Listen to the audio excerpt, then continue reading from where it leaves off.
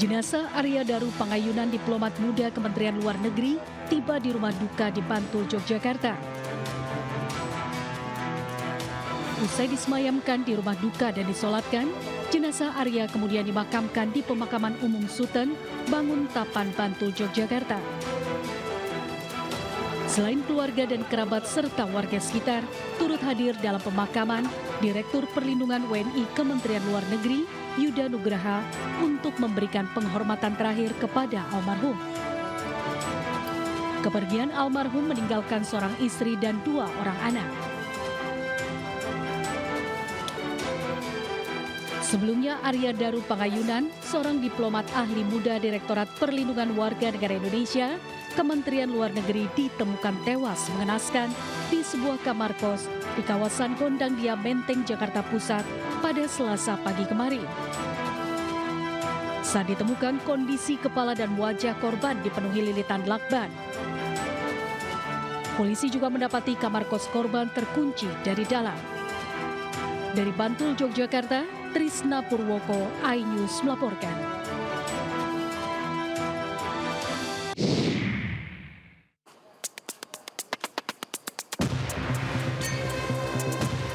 Garis polisi memagari kamar kos tempat jasad Arya Daru Pangayunan di Jalan Gondang Dia Kecil, Menteng, Jakarta Pusat.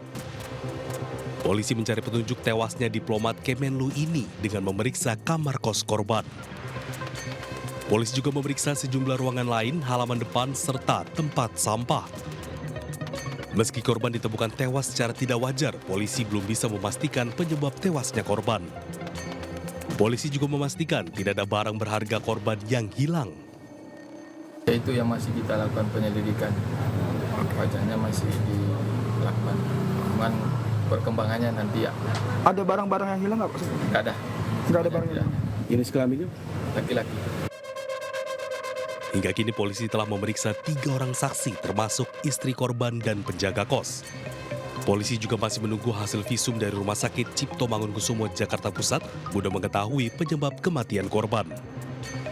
Sebelumnya, Arya Daru Pangayunan, seorang diplomat ahli muda Direktorat Perlindungan Warga Negara Indonesia, Kementerian Luar Negeri, ditemukan tewas mengenaskan di sebuah kamar kos di kawasan Gondang Dia, Menteng, Jakarta Pusat, Selasa pagi kemarin. Saat ditemukan, kondisi kepala dan wajah korban dipenuhi lilitan lakban. Polisi juga mendapati kamar kos korban terkunci dari dalam. Dari Jakarta, Rani Sanjaya, iNews melaporkan.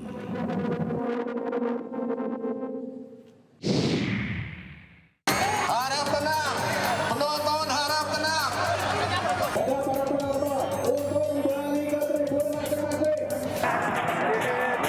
Kerusuhan pecah saat final sepak bola antar kampung antara tim Potato Reborn versus GRKP FC di lapangan Kayu Aren, Pagetan, Banjarnegara, Jawa Tengah.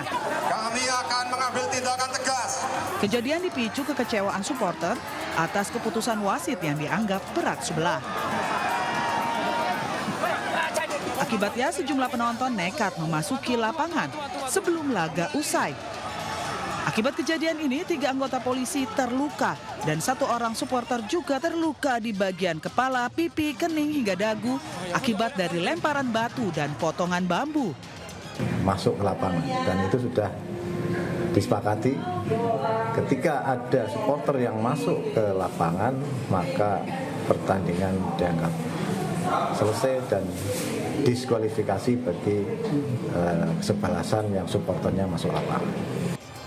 Padahal untuk mengamankan laga final ini, polisi telah menerjunkan 500 personil gabungan dari TNI dan Polri. Hingga saat ini polisi masih mendalami dan akan mengevaluasi serta memperketat turnamen berikutnya. Laga final ini berakhir dengan kemenangan GRKP FC skor 2-0. Dari Banjarnegara, Jawa Tengah, Nurdin Fauzi, iNews melaporkan.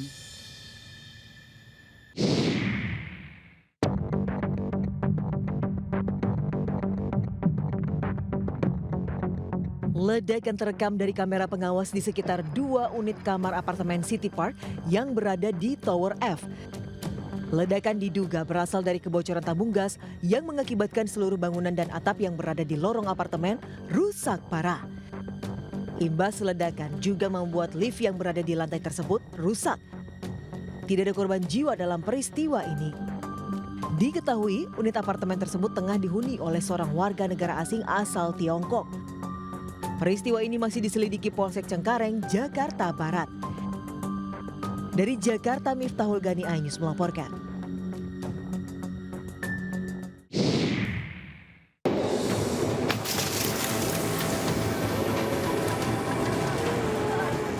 Pasca terjadinya insiden kasus pelemparan batu ke arah kereta api Sancaka tujuan Yogyakarta-Surabaya yang menyebabkan 2 penumpang terluka akibat serpihan kaca, jajaran Polres Klaten, Jawa Tengah langsung bergerak melakukan penyelidikan.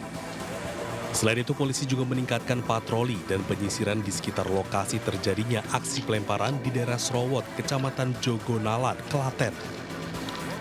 Tidak hanya itu, kepolisian dibantu petugas keamanan KAI atau Polsuska juga melakukan sosialisasi kepada masyarakat di sekitar jalur kereta api untuk membangun kesadaran bersama terkait keselamatan perjalanan kereta api dan mencegah aksi-aksi yang membahayakan penumpang. Kami akan lakukan penyisiran oleh security dari wilayah Klaten.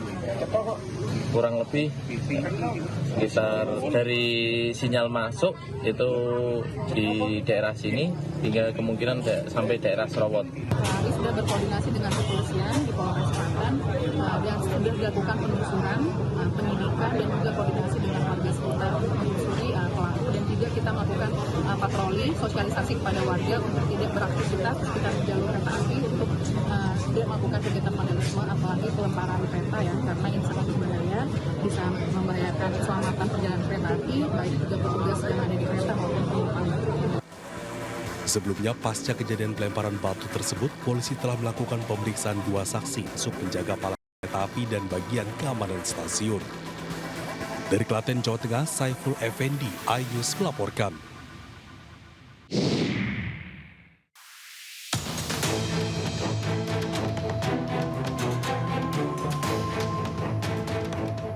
Bak film action, tim Jatanras Polres Maros terlibat kejar-kejaran dengan sebuah mobil yang dikendarai pelaku penipuan dan pencurian emas senilai 30 juta rupiah di Jalan Poros, Kabupaten Takalar, Sulawesi Selatan. Petugas mengadang mobil tersebut dan langsung meringkus sang sopir mobil yang sempat mencoba melarikan diri. Sementara penumpangnya, seorang wanita, hanya bisa pasrah saat dikeluarkan dari kendaraannya. Kedua pelaku IS, 35 tahun, dan wanita Parubaya, NA, kemudian digelandang ke Mapores Maros untuk menjalani pemeriksaan. Pelaku mengaku dari dinas sosial, kemudian melakukan aksi penipuan dengan modus memberikan pengobatan alternatif terhadap korban.